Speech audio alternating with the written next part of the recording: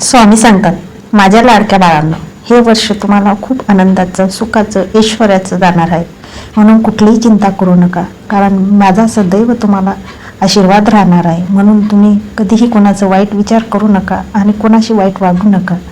मी कोणाच्या घरी येणार, आता मी तुम्हाला सविस्तर सांगणार आहे. ज्याच्या घरची तुळस फुललेली असेल त्या घरात मला वास्तव्य करायला खूप आवडेल. ज्याच्या घरी पाण्याचा तुटवडा नसेल तिथे मी वास्तव्य करेल. जिथे रोज सायंकाळी दिवे लागतील, सकाळी भजन कीर्तन होईल, त्या घरात मला राहायला आवडेल. तिथे नक्कीच मी येईन.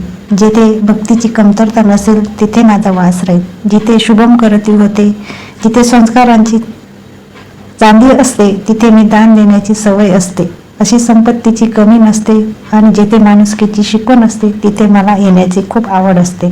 जिथे माणसांची आणि मुलाबाळांची कदर केली जाते त्या घरात मला खूप राहायला आवडते. बाळांनो, मला आज एक गोष्ट तुम्हाला स्पष्ट सांगायची आहे. कायम एकसारखं मन नसतं बाळा. काही लोक आपली नाती तोडून जातात आणि आपण त्यांना शोधत बसतो. म्हणून भावना कोणाच्या दुखवायच्या नाही आणि नाती तुटू द्यायची नाही. याचा अर्थ स्पष्ट होतो की आपलं मन किती चंचल आहे. म्हणून ह्या मनाला कधी दुरावा देऊ नका. आपल्या मनात जो माणूस ठसलेला असतो, बसलेला असतो, त्याला जीवापासून प्रेम लावा. तुमचं आयुष्य सोन्याहून पिवळं होणारच, हा माझा आशीर्वाद कायम राहील.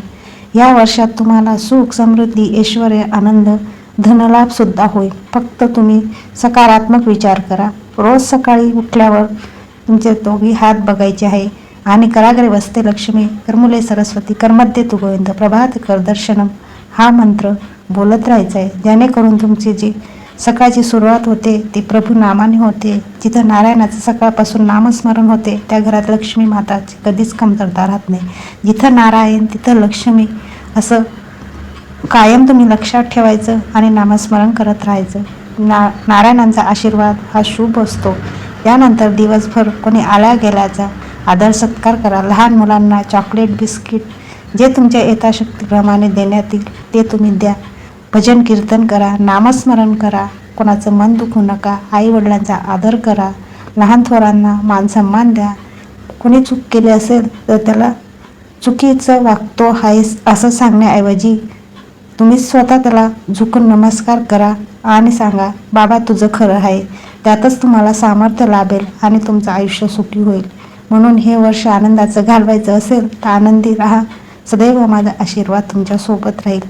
भिऊ नका, आम्ही सदैव तुमच्या पाठीशी आहे. शुभम भवतु. हे वर्ष सुखाचे, आनंदाचे, ऐश्वर्य आणि भरभराटीचे जावं हा माझा तुम्हाला सदैव आशीर्वाद आहे.